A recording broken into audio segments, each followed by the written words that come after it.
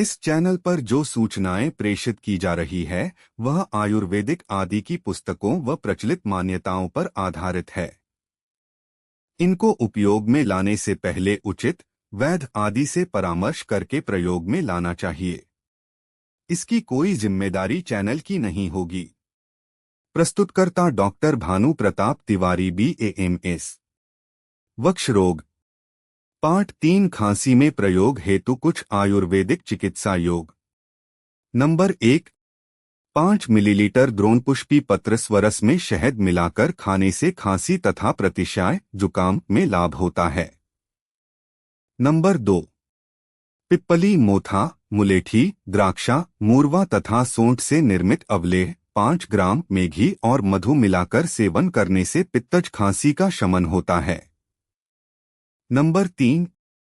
बकायन के पत्रों का क्वाथ बनाकर 10 से 20 मिली मात्रा में सेवन करने से खांसी में लाभ होता है। नंबर 4।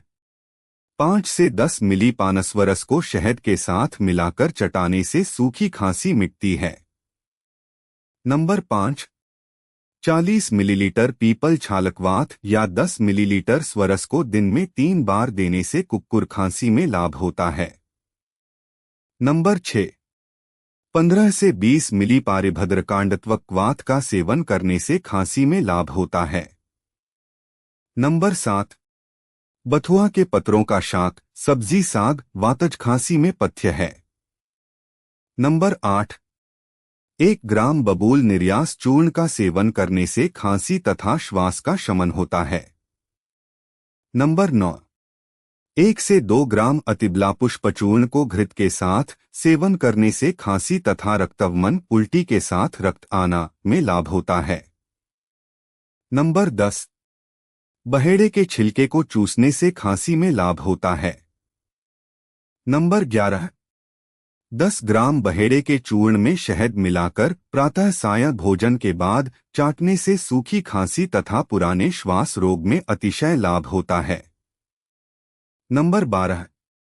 बांस के पत्र का फांट बनाकर 10 से 20 मिली मात्रा में पीने से फुफ्फुस शोथ तथा खांसी में लाभ होता है। नंबर 13। 500 मिलीग्राम वंशलोचन चूर्ण में शहद मिलाकर चटाने से सूखी खांसी मिटती है।